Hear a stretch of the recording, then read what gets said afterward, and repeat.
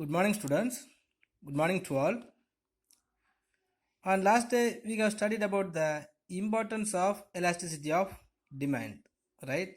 And I gave the study portions also as the same only. Okay, today just 5 minutes we will remind about what we have studied on last day, and we will go to the new concept. Okay, we have studied the elasticity of demand, right? When the price is going up, in which ratio the demand is change, that's called elasticity of demand. But what is the importance, what are the importance are there in the study of elasticity of demand mean? For deciding something, the elasticity of demand is very much important. First one is the price fixations.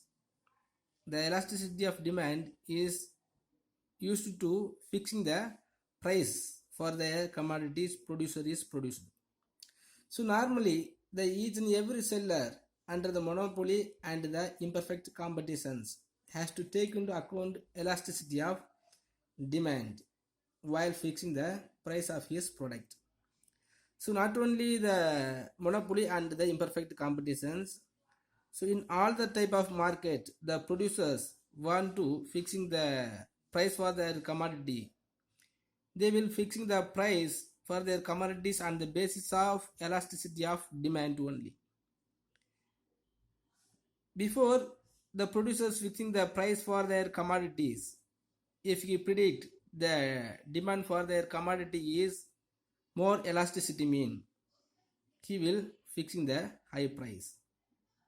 But when they are fixing the high price in normal market, it is not affected the economy because more producers will be there and everybody will be produce more commodities. Because of that, the price of commodity will be as a reasonable or lower. But if you are considering the monopoly market, he has the separate power to fixing the price for their commodities. Because in this monopoly market mean the only one seller will be there. If he anybody produce any of the commodities, he will get the patent right to produce on that commodities. After that, he will get the monopoly power. In this time, if their product is has more inelastic, he will fixing the high price.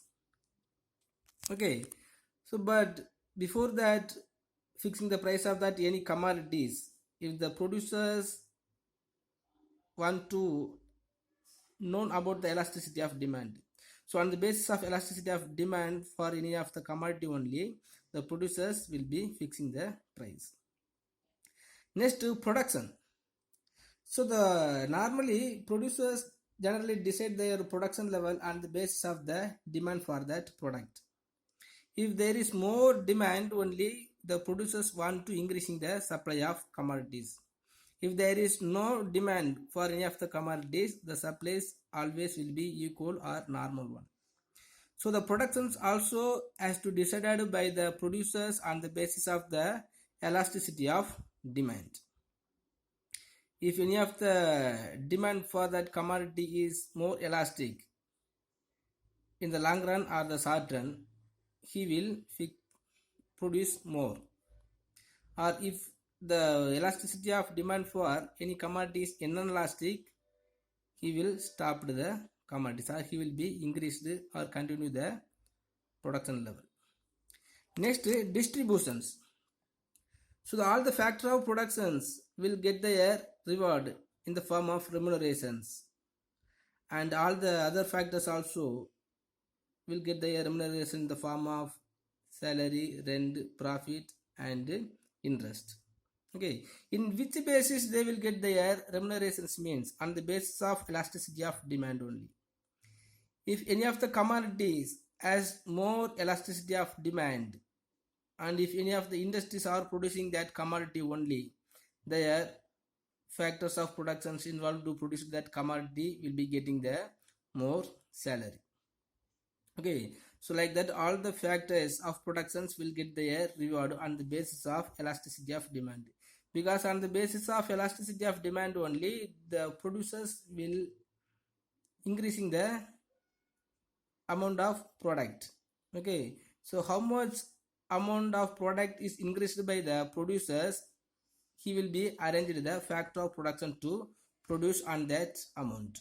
Okay, so all the reward for the factor of production will be distributed on the basis of elasticity of demand only. Next, international trade. The elasticity of demand helps in finding out the terms of trade between two countries. So the terms of trade depends upon the elasticity of demand for the goods on two countries. Sometimes the demand for a commodity in one nations will be more elastic and in another nations will be less elastic. So when and which nation has the more elasticity of the particular commodities, that nations will get more import. So on the basis of that, any of the importing nations or the exporting nations have to produce and export more. So the international trade also will be maintain the balance of trade on the basis of elasticity of demand only. Next, public finance. So elasticity of demand helps to the government in formulating their tax policies. For example, for imposing the tax on a commodity. So normally the government will imposing the new types of tax, or it will be increasing the tax on any of the particular commodities when the commodity has more elastic or inelastic. Okay, suppose if the product has the more demand, mean all the people will need of that commodities, even if the tax amount is included on highly. Without worrying, without considering the tax amount, the public will consume that commodities. By concerning this elasticity of demand for that commodity, the government also will be increasing or will be bringing the new type of the tax on any of the commodities which has more elasticity of demand. Next, nationalization. The concept of elasticity of demand enables the government to decide over nationalization of industries. Some of the product is produced by a particular industries and which has more elasticity of demand, mean the government will begin the industries as a nationalized, because these industries will become as a popularity one, and these industries also have to be protected more from any of the other investment or capital formations. Okay, so before the nationalization of industries, so the government must be considering the elasticity of demand for that product which the product is produced by the industries. So when we are studying the elasticity of demand, some of the importance are there to fixing the price and the fixing the production level and arranging the distributions and maintaining the international trade, and helpful to the government to fixing the tax and became the industries as a nationalized one. Next, the indifference curve analysis. Already we have studied the two type of the analysis in utility approaches are there. One is the cardinal utility approach, another one is ordinal utility approach. On the basis of ordinal utility approach, we can measuring the utility when we are consuming any of the commodities. But the two economists, the F.W. Edgeworth and Wilfred Pareto, the two economists criticized the cardinal utility approach. So on the basis of cardinal utility approach, so we can measuring the elasticity, we can measuring the utility when we are consuming any of the commodities. But they assumed that utility cannot be measured absolutely, but can be combined or ranked or ordered by ordinal numbers such as Roman letter 1, 2, 3 and so on. So the Edgeworth first developed a more scientific approach to the study of consumer behavior. It was known as indifference curve approach in 1881. After that, 1906, Wilfred Pareto modified the Edgeworth approach. So after that, the J.R. Hicks and R.J.D. Allen refined the indifference curve approach in 1934. So later in 1939, J.R. Hicks gave the final shape to this indifference curve analysis in his book. The book name is Value and Capital. So the indifference curve analysis also considered as the scale of preference. This theory is also based on the scale of preference because a rational consumer usually prefers the combinations of good which gives him maximum level of satisfaction. So when we are going to purchasing any of the commodity, not any of the commodity, when we are going to consuming any two type of commodities, we want to get the maximum satisfactions with a low price or the reasonable price. So and the two commodities also give the people as a maximum level of satisfactions. So these combinations may be in any form means in any categories or in any order.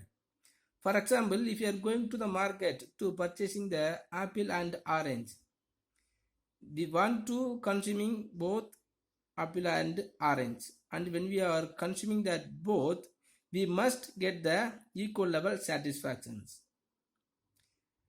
When we are spending the 10 rupees, we must purchasing the two types of the commodities, apple and orange, and within this 10 rupees, when we are purchasing the two commodities, we must get the maximum level of satisfaction on that commodity.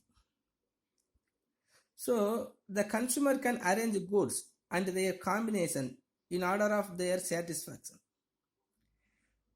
When they are purchasing two commodities, they have to spend some limited amount or the reasonable amount, and from that two commodities they have to get maximum level of satisfaction.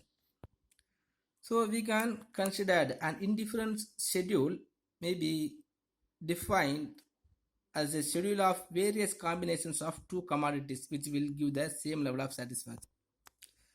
Such an arrangement of combinations of good in the order of level of satisfaction is called the scale of preference. So for explaining this indifference curve analysis, we must consider some of the assumptions. What are the assumptions means? The consumer is rational and his aim is to derive maximum satisfactions. As I told already, as a rational consumers always want to get maximum satisfaction when they are going to purchase or consuming any of the commodities. Next, the utility cannot be cardinally measured but can be ranked or compared or ordered by ordinal numbers such as Roman letter 1, 2, 3 or ABC, like that. Okay. Next, the indifference curve approach is based on the concept of diminishing marginal rate of substitutions. Diminishing marginal rate of substitutions means when we are going to purchasing two commodities, the satisfaction level will be increased on any of the commodity when we are give up to purchasing the other commodities. For example, we are going to purchasing the apple and orange. When we are losing the amount of apple, we have to get the same level of satisfaction by purchasing the apple. So next, the consumer is consistent. So this assumption is called as the assumptions of transitivity. If the consumer prefers combinations A to B or B to C, then he should prefer A to C, like that. So as a rationalized consumers will always prefer the commodities which will give the more satisfaction, right? Next, the indifference schedule. An indifference schedule may be defined as a schedule of various combinations of two commodities which will give the same level of satisfaction. When we are going to purchase the two type of the commodities, they will get the two type of the commodities in some combinations, but that combinations will give the same level of satisfactions. In other words, indifference schedule is a table which shows the different combinations of two goods that gives equal satisfaction to the consumers. So when we are seeing the schedule will show the combinations of two commodities which will give the same level of satisfaction. It's one of the example for the indifference schedule. But in this schedule, the two type of the combinations are mentioned here. In one column, apple is mentioned, and in another columns, the number of oranges are there. Okay, so the 5 combinations or the 5 choices are there. Okay, so in these 5 choices, in any of the choices, when we are choosing any of the choices, we will get the same level of satisfactions. For example, when we are purchasing the 1 kilo apple and the 20 kilo oranges, we will get the same level of satisfactions. Next, otherwise, if you are purchasing the 2 kilo apple and the 15 kilo oranges, we will get the same level of satisfaction. So when we are reducing the apples or increasing the apples from 2 to 3 and reducing the apples from 15 to 12, we will get the same level of satisfaction. By the way, if when we are choosing any of the combinations out of these 5, we will get the same level of satisfactions. Thus, the consumers, when they are choose any of the combinations in this apple and oranges, he will never feeling loss or profit, because they will get equal level satisfaction when they are selecting any one of the combinations. So this schedule may be called as a indifference schedule. Indifference means when they are purchasing without any differentiations, they will get maximum level of satisfactions. When they are choose any of the combinations of this schedule, they will get maximum level of satisfaction without any discriminations, without any difference. That is called the indifference schedule. And next is indifference curve. In this indifference curve also we can easily analyze. This curve is there, the IC curve. The IC curve is the indifference curve. This indifference curve is the lowest point of combinations of two commodities. So in these combinations of two commodities, if the consumers are choosing any of the combinations of two commodities, they will get the maximum level of satisfaction or the same level of satisfaction. So the indifference curve is a lowest point of the combinations of two commodities. So here the orange is mentioned in this y-axis, apple is in this x-axis. Okay. So when they are purchasing the 20 apples and 20 oranges and 1 apple, they will get some of the satisfaction. Okay. And the same satisfaction will get when they are purchasing the 50 unit of orange and the 2 unit of apples. Like that, he will get the same satisfaction when they are purchasing 20 unit of orange and 3 unit of orange. Okay. So the people will have the choices to select any of the combinations. So this point may be considered as A, B, C, D or E. So the peoples can select or choose any of the combinations out of these 5. Even when they are choose any one of the combination in out of the 5, they will get maximum level of satisfaction and the same level of the satisfactions. Okay, for finding out the same level of satisfaction when they are consuming any two type of the commodities, he will get the same level of satisfaction is exposed by the indifference curve. So the indifference curve always will be sloping downwards because of the marginal rate of substitutions, diminishing marginal rate of substitutions. Okay, when they are increasing, when they are increasing the purchase of one commodities, so the apple, another one of the commodities will be decrease, but the satisfaction level will be always same. Okay students, if you understand, it's good. If you not understand, please ask me, I will repeat at one time. Next, the properties of indifference curve. We have studied the indifference curve. No, but this indifference curve also has some of the properties or some of the characteristics.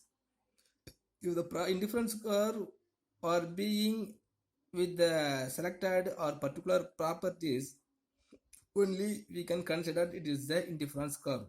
That time only the curve will be shows the combinations of two commodities which gives the same level of satisfaction. First one of the properties is, so the indifference curve must have negative slope. Just we see the indifference curve must be negative slope. Why the indifference curve negative slope mean? On the basis of diminishing marginal utility and the diminishing marginal substitutional. Diminishing marginal rate of substitutions. I told you no. So when we are selecting any one of the point, when we are increasing the any of the commodity, any one of the commodities, he will give up to purchasing any other substitutions commodity, but he will get the same level of satisfaction.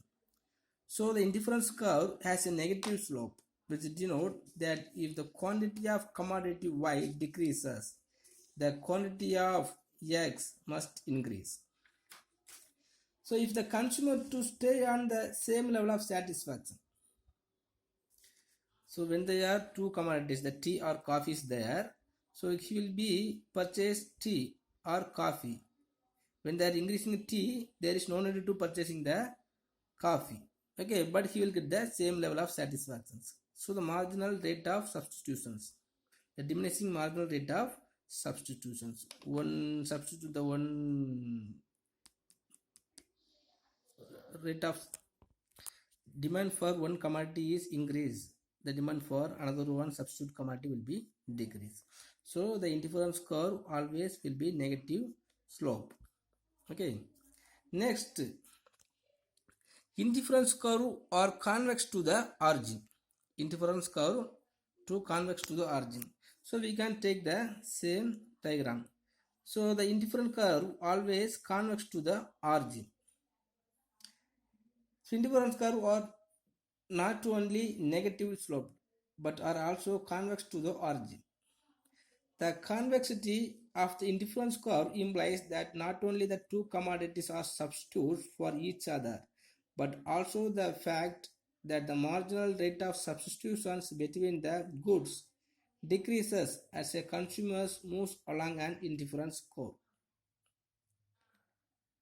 So when they are moving along the indifference curve, the substitutional rate will be decrease or increase. When the substitutional commodities are changed as a decrease or increase, the indifference curve will be negative slope and it will be shows the convex to the origin. Next, the indifference curve cannot intersect. So here the two type of the indifference curves are there, and the two type of the not the two type two indifference curve will not intersect each other. Its meaning is the two indifference will have the different level of the satisfaction. But it is not like that, because every indifference curve will give the same level of satisfactions within the same level of price or income or their budget of the peoples.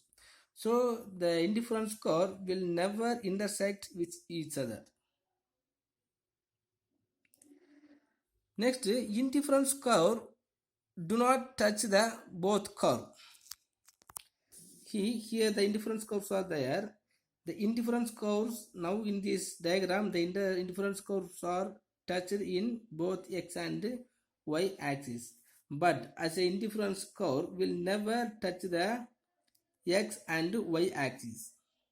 If the indifference curve touch the x or the y axis, there is will not be a marginal rate of substitutions. Okay, so he will never purchasing the x commodity only, the y commodity only. If they are purchasing the any one of the commodities, the indifference curve will not be occurs, because they will not get the maximum level of satisfaction or the same level of satisfactions, because the indifference curve shows the combinations of two commodities when they are purchasing two commodities. Okay, so the indifference curve will never touch the x-axis and the y-axis. Okay, student, the four properties are there in this indifference curve. The indifference curve must be negative slope. Okay, next the indifference curve are convex to the origin. Okay, the inverse in the indifference curve should not convex to the origin, it will be convex to the origin. Next, the indifference curve cannot intersect, so the two indifference curve will never intersect each other. Next, the indifference curve do not touch the both the x-axis and the y-axis. Okay, students, next the price line or the budget line. The demand for a good depends upon the preference for that good and the purchasing power. The preference for that good or the purchasing power of the public only, the demand for a good will be depending. So the preference pattern is represented by the set of indifference curve. So when we are seeing the indifference curve, when we are adapting the indifference curve, it will be shows the preference of the consumers. Preference of the consumers means in which combinations they will select when they are purchasing the commodities. Okay, the purchasing power depends on his money income and the price of that goods. So the purchasing power always will be depending upon the income of the peoples or the price of that commodity. The money income and the price level are represented by the budget line. So the budget line is a downward sloping straight line connecting x-axis and the y-axis follows. Okay, here the AB is the budget line. So it will be connect the y-axis and the x-axis. So it will be connect the both x and y-axis. Here the OA level is the income. So OA and the OB is the price for that X or Y commodities. So the budget line is the line joining the various combinations of the two goods which the consumer can buy at a given price and income. So here we have studied the indifference map. More indifference curve will be there. Okay, but when they are consuming any of the commodities or before going to purchasing any of the commodities, we must consider the amount which has holded by the peoples, or we will consider the price for that commodities. Okay, if the price of any of commodities more, we will purchasing less. Otherwise, if you are not worrying about the price for that commodities, we must have more amount. So if we have the two chance only, we can select any of the indifference curve. Okay, for example, if we have 100 rupees, so below the 100 rupees only we should purchasing any two type of the commodities. Okay, but if you are considering the point A, okay, this point is point A and this is the point B mean, so we cannot able to purchase any of the commodity except our amount of income. So if you select the income or inner way of the angle triangle, we will not get the maximum level of satisfaction. So when we are preferring any of the indifference curve, we must considering our income or the price of that commodity. The income or the price of that commodity is represented by the budget line. Okay, so within this or below this budget line only we can purchase, otherwise we cannot, or when the budget line is tangent on any of the indifference curve only we can purchase any of the commodities. Okay, for example, we have 100 rupees, so below the 100 rupees only we can purchase any of the commodities. and we cannot purchase any of the commodities above the 100 rupees. Okay, so we must consider the one budget. The budget must be tangent on the indifference curve. Next, the consumer's equilibrium. I told as I told the budget line. As a rationalized consumers will select any of the indifference curve. So the four type of the indifference curve are there. The four type of the indifference curve also will be giving the different type of the combinations of two commodities. Okay, but when we are select or before we select the indifference curve, we must consider our budget line. So our budget line, when we choose any of the indifference curve, we must consider our budget line. Okay, the budget line and the indifference curve also have to be tangent. So the budget line must be tangent on the indifference curve. And we have to get the maximum satisfaction. When we are purchasing the tea and the coffee, we will select any one of the indifference curve, because which gives the more or the same level of satisfaction. And before that, we have to considering our budget line. When we are considering our budget line, if you are choose any of the indifference curve and if you are getting the maximum level of satisfactions, so the consumer will be in equilibrium. Okay, so normally the most of the rationalized consumer will select the indifference curve 3. Will select the indifference curve 3 means, so on below the budget line, they will consider any one of the combinations of two commodities. Okay, students. So within this chapter, our second lesson also have completed. So if you have any doubt in our second lesson, please ask me, and just to take the properties of indifference curve as your study process. Thank you.